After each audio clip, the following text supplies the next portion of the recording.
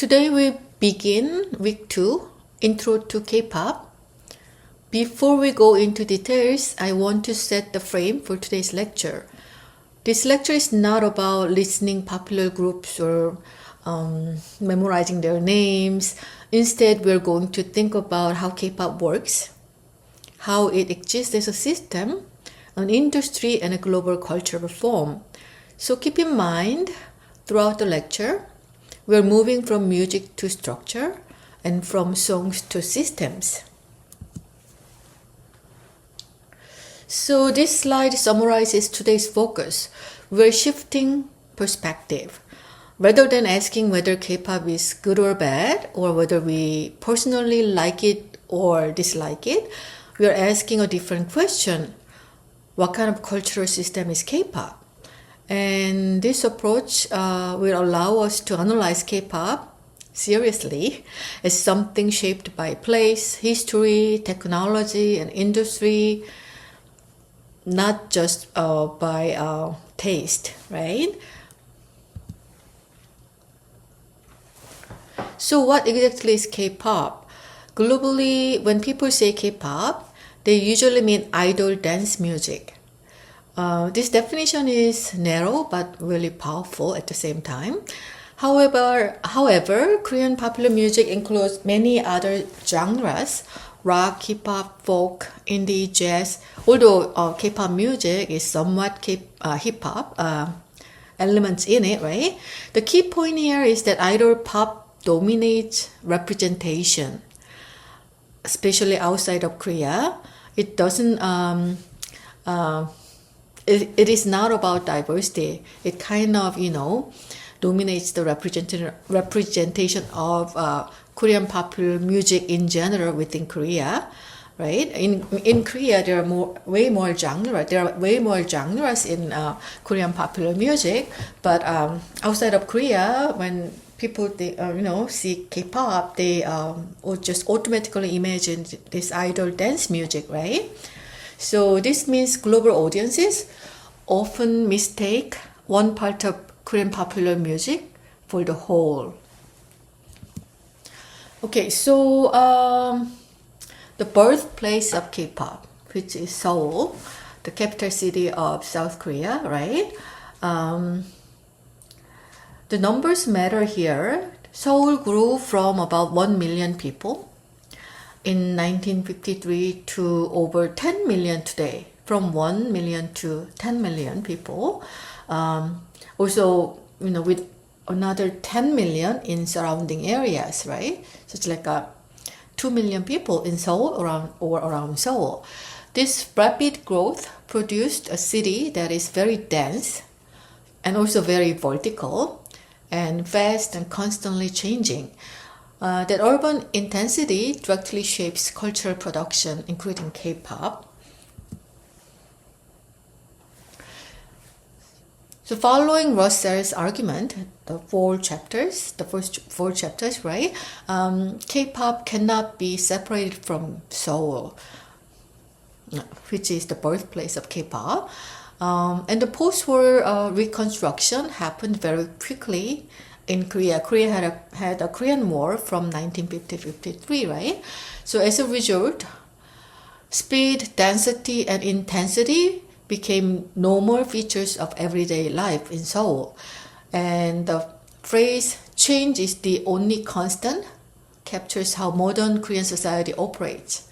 And K-pop reflects that rhythm.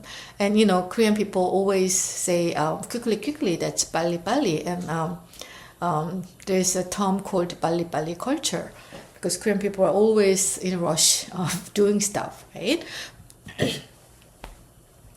And here we see how specific neighbors shape culture.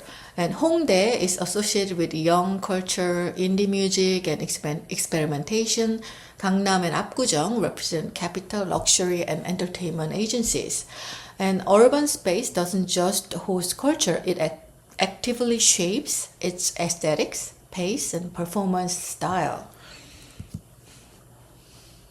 And so let's delve into K-pop a little bit more. So open K-pop is described as similar to Western pop or like imitation of Western pop, but more intense, right? Meaning that it contains louder sound and brighter images and flashier stars and so on. And the key idea is not difference in quality, but difference in scale and density. And K-pop is represented globally through idol groups and dance-focused performances. And let's look at the brief history of K-pop. So even very long time ago, Korean people have loved for so long for singing. They just have this love for singing. And this slide here gives a very compressed history of Korean popular music. From the Korean War through authoritarian rule, musical expression was often restricted or censored by the government. So artists sometimes were jailed when their songs were considered somewhat anti-government during the dictatorship eras, right? And genres like rock got lost popularity during this time, but by the 1980s, there was this South Korea finally became democratic, meaning that we could elect our own president instead of getting this instead of ex-military officer president, right? So by the 1980s, the political change allowed greater freedom of expression, and Korean art began to recover, right? So the freedom of expression not only in songs but in all sorts of artistic expressions.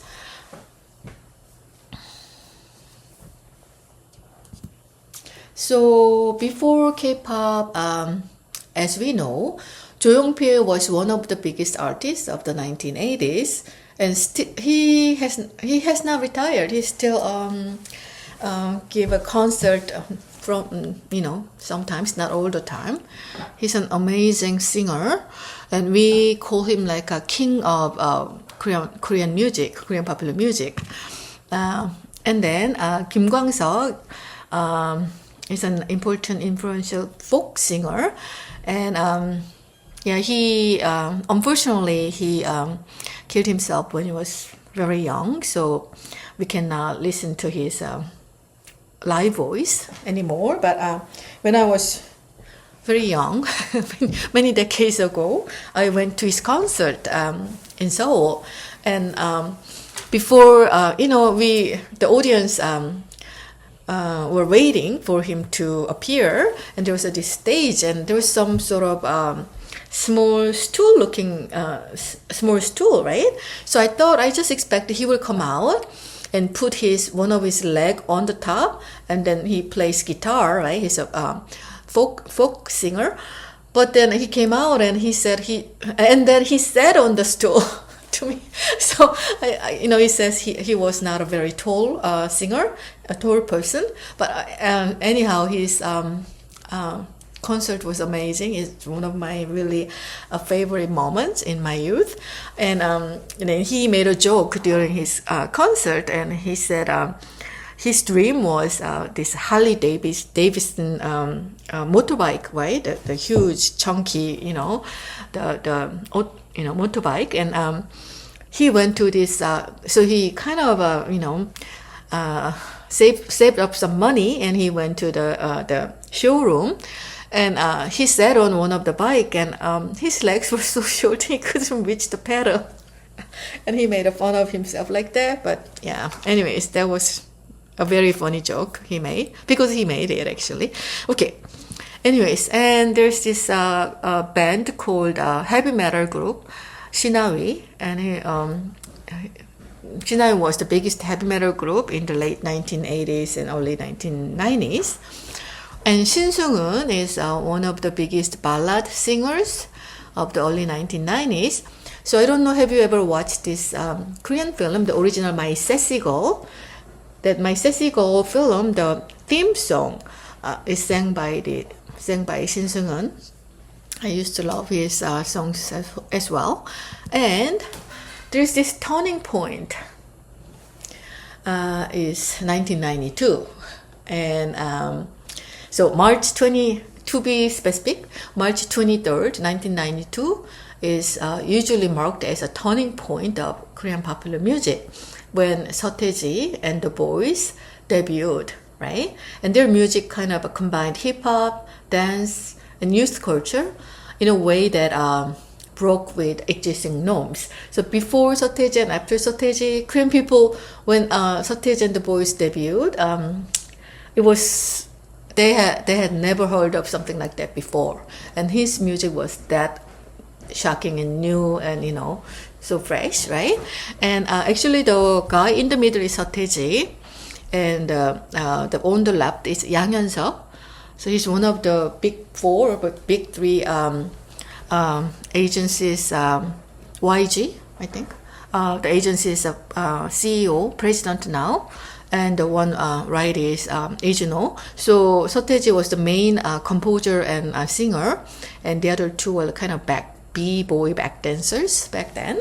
And yeah, it's like Seo started this music revolution, and they were like huge fandom, and yeah, they are marked, and this debut was marked as the birth of modern K-pop that as we know of, and the K-pop music that we are talking about now, we can say that Seo and Boys, their music was the beginning of the K-pop music, the modern K-pop music.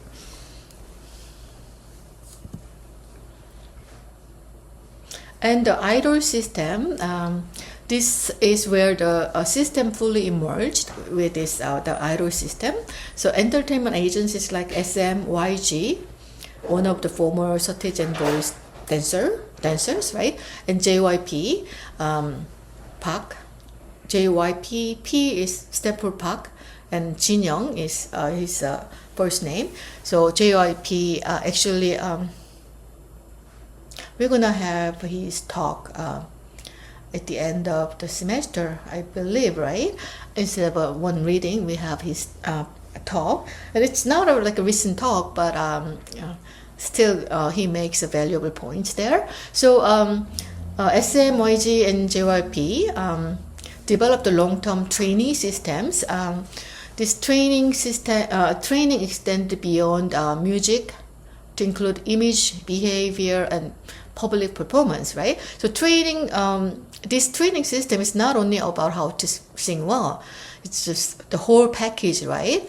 How to, speak in public properly, how to dress, and how to, of course, dance included, right? But many of them, during the training, they learn like foreign languages in case they, perform abroad, right?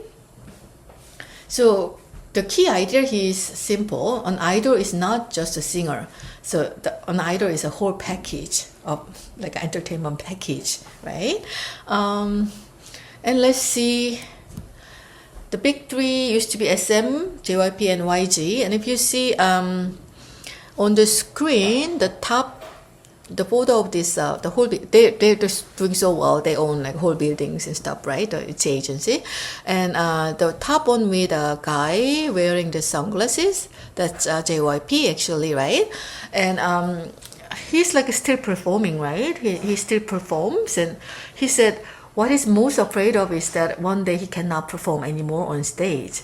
So he's, so careful of taking care of his health, and, he's very careful of what to eat, and, he does all this exercise and stuff. So he wanna perform his, he also performs dance and all that, right? Like, yeah, he's a real professional, right? And the bottom one is, I think, bottom left is YG. And then the right side, you can see SM, right? Which SM stand for, let's see. This is now Big Four with JYP, SM, and YG. Actually, the top right is the YG symbol, logo. And then Big Hit Entertainment that produced BTS, and then Big Hit Entertainment, they changed their name to Hype, right? And this is Isuman, who founded SM Entertainment. So SM Entertainment, that SM stands for his first name, Suman, right? And one of the most famous boy groups that SM produced is H.O.T. in 1996. I used to listen to H.O.T. all the time too. And then, Isuman kind of he's a kind of founder of this entertainment, the trainee system. He kind of started first, right? And he's the one who founded Big Hit Entertainment and later, changed their name to Hype. So he used to work for JYP. Then he got independent. I mean, he, came out and founded his own independent the agency, right? Okay. And this is it's back in 2020, the Hype agency took the made biggest buck of money compared to other three. So founded latest, came later, but then nowadays it's the biggest one because of BTS, right? And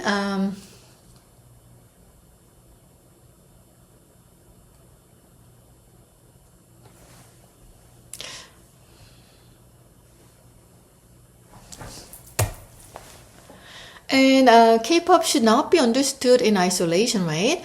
It is a part of broader cultural phenomenon known as the Korean wave or Hallyu. So it's not only K-pop, right? Korean dramas and nowadays on Netflix you can watch a lot of Korean dramas and films. Some of them are hugely globally popular too, right? So this popularity of Korean popular cultural product, not only K-pop but other genres, is called the Korean wave or Hallyu. So early on, the Korean wave did not begin only with music. For example, Rain became popular. Rain, he's not really that active nowadays, but he used to be a very popular singer. JYP produced Rain, right? Rain became popular not just as a singer, but also as an actor, reaching audiences beyond Korea. And similarly, BoA, produced by SM Entertainment, BoA's expansion into Japan marked an important moment, showing that Korean artists could succeed in neighboring markets by adapting strategically. So BoA is one of the early kind of Gen K-pop stars, right? And later, the rise of the internet, especially YouTube. The rise of internet drastically changed the scale of circulation of K-pop. Music videos, performances, interviews, and fan-made content, including reaction videos that you will produce yourselves, could now travel instantly across borders because of platforms like YouTube, right? And at this stage, fans were no longer just audiences. They became active participants who shared, translated, reposted, and promoted K-pop globally. And in this sense, the Korean wave expanded not only through industry planning, but through fan-driven circulation. Okay, so let's talk about the discussion question here. Just imagine if K-pop did not exist, right? Which other cultural genres like K-dramas, films, or K-gaming, or webtoon, or mukbang might reach a similar popularity? Let's see a K-pop. We don't have K-pop, right? Then what other genres might have reached that much popular, right? And why do you think so? That's discussion 1, right? Okay, then let's move on to the girl groups and boy groups. This shows some old gen K-pop girl groups like Finkel, 21, Wonder Girls, Girls' Generation, and Kara, and so on. I think most of them are not really actively performing nowadays. And other girl groups, Blackpink, Sistar, and After School, and Korean girl groups, usually their concept is diversity. Sometimes they're cute, sometimes they're sexy, sometimes very, very, very powerful, like a girl crush kind of thing, or sometimes retro, right? And especially like a powerful images, right? When they convey these girl crush images, powerful images of woman, can kind of change the traditional gender norms over time. I mean, it doesn't do it right away and it's not complete, but it can kind of, it can contribute to breaking the stereotype of like girls are obedient, girls are just soft, or things like that, right? If this girl crush, girl groups images are, those are conveyed through their songs, right? And the boy band, their emphasis on dancing, performance intensity, they're very powerful like a performance, right? They're doing those performances, and fandom loyalty, those are like a boy band typical focus, right? And GOT7, EXO, who are the ones? Oh yeah, the BTS on the top right. Okay, so let's now talk about the stylistic features often described as unique to K-pop, right? So K-pop is frequently positioned as being somewhat hip-hop, or halfway to hip-hop, or imitating hip-hop, both linguistically and stylistically. This does not mean it is hip-hop, but it borrows certain rhythmic, visual, and expressive elements, right? And compared to some Western pop, K-pop often relies less on direct storytelling and more on metaphor, mood, and emotional atmosphere. Lyrics may feel suggestive or symbolic rather than explicitly narrative. In addition, K-pop is generally less graphic and less sexually explicit than some Western pop music. It is often framed as useful, energetic, fun, and emotionally sincere. These qualities help explain why K-pop appeals strongly to younger audiences and travels across cultural contexts. But nowadays, it's not only younger audiences, some older than younger audiences, they are fans of K-pop music as well. So this slide emphasizes how difficult it is to become a K-pop star, right?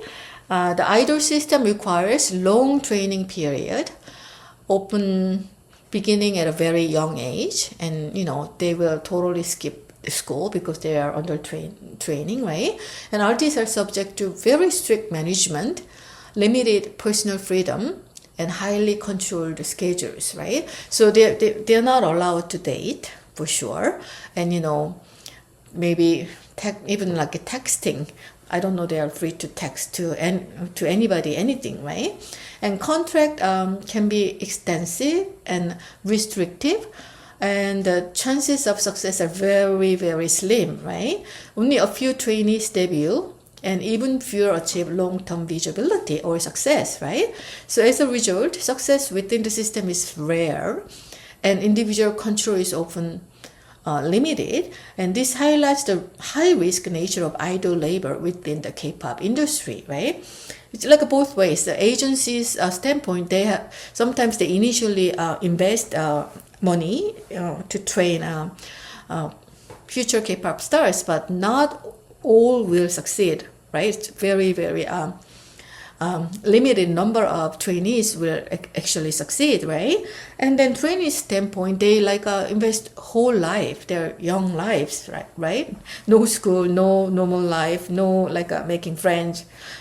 They're just focusing on become a star, but not all. Most of them just don't make it, right? That's just like a investment of life, right? Okay. The second discussion question, have you experienced the system of delayed reward? similar to idol training. You have to work so hard for so many years to get any sort of reward, right? Would the idol system logic have worked for you? Why or why not, right? So this discussion question asks you to connect what you have learned about the idol system, K-pop idol system, to your own experiences, right? Many systems in society operate on delayed reward. For example, education, education, internships, training programs, or competitive careers. So this question asks you to reflect on whether you have accepted or rejected similar structures in your own life. There's no right or wrong answer here. What matters is your reasoning and how clearly you explain your position. So following Lee's argument, the fifth reading posted on our E-class, idols function as more than just performers, more than just singers and dancers, right? They operate as economic assets, generating profit and sustaining industries. They also function as cultural symbols, representing particular values, emotions, and identities. And in addition, idols are often connected to national branding. They help circulate images of Korea within global cultural markets. In this way, idols move through broader social systems. They are shaped by and contribute to economic, cultural, and political processes. And let's talk about K-pop fandom. The K-pop fandom is undeniably global and very highly engaged. However, this does not automatically mean that K-pop dominates Western pop culture. Visibility, being seen, shared, and discussed is not the same as structural power, right? Power involves long-term influence over institutions, norms, and hierarchies.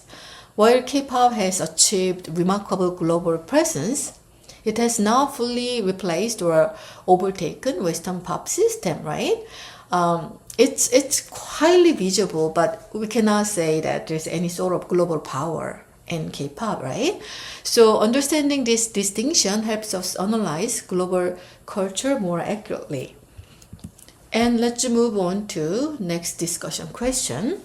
So imagine a future where fans stop performing unpaid labor, streaming, voting, promoting, all sorts of things that they don't pay. They don't get paid, but they pay for the concerts and go to like fan meetings and all that, right? Or to buy albums or idol goods. How do you think the K-pop industry would change? Would this shift make the industry more ethical or simply less sustainable, right? So this question asks you to imagine a structural shift, right? If fan labor, such as all these things they're doing for free, were to disappear, how would the K-pop industry change? The goal is not to predict the future, but to think critically about how much the system relies on unpaid labor or unpaid participation. Okay, and this slide frames K-pop as reflection of broader social pressures, right? The intense competition, credentialing, and limited chances of success are not unique to idols, actually. They mirror patterns found in education, employment, and professional life in Korea, right? I mean, to succeed as an idol is harder and it is more competitive, right? But chances are so limited. But it's not only idols, but to succeed in Korean society, there's so much competition, right? And the chances of succeeding is kind of slim too, right? So what's happening in the idol society is just mirroring the Korean society in general, but it's more intense, it's more severe, right? So K-pop highlights which forms of discipline and endurance are treated as normal or desirable, and it allows us to see how social values become culturally visible, right? So, no personal freedom, no like a normal life, no making friends, all these things to get trained, right, and to succeed, that's accepted as like a desirable, even like it's okay, you give up all this, right? It is fine, it is you have to do to succeed, right? So that kind of that then makes this Korean sense of how hard you have to work, your individual freedom is not that important. That kind of values, right? That kind of cultural, social values make it. You can see in this the idol trainee system, and these values now become visible, right? You can see the values, how the values operate and work, right? So then, why K-pop is important? It's an important subject of academic study. Why we are like reading about K-pop, and why are we analyzing or discussing and trying to reframe K-pop from just a music genre to some sort of system or cultural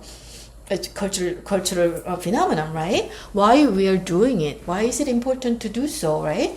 So K-pop, because K-pop allows us to see how culture, capital, and technology interact.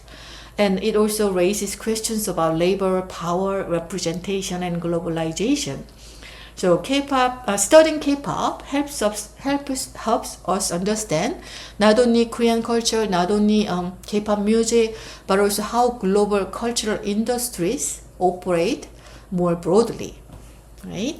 And then our last discussion question: pick a global cultural form you engage with, for example, like some Hollywood films, some anime, or some sports leagues, or influencer culture, any of these. If it becomes as globally organized and export-oriented as K-pop, what would need to change? What might be lost in the process? Creativity, diversity, authenticity, or labor protections, right? So, this question kind of asks you to use K-pop as an analytical tool or model rather than focusing only on K-pop itself. This question is asking you to apply today's concepts to other global cultural forms, kind of asking you move from case study to broader cultural analysis, right? So to end today's lecture, so K-pop is not just the music, and K-pop is even now is constantly growing and changing, right? It's a kind of an almost organic thing. It's not the same, right? And it's not just music. It is a kind of system shaped by industry, labor, and global circulation, and it's also global culture, right? So this is it for today's lecture, and thank you so much for your attention. And pick one of the discussion questions and make your discussion forum posting, one original and another second one as a reply to your group members' original posting, right, by Friday 11 p.m. Thank you so much again, and I will see you next week.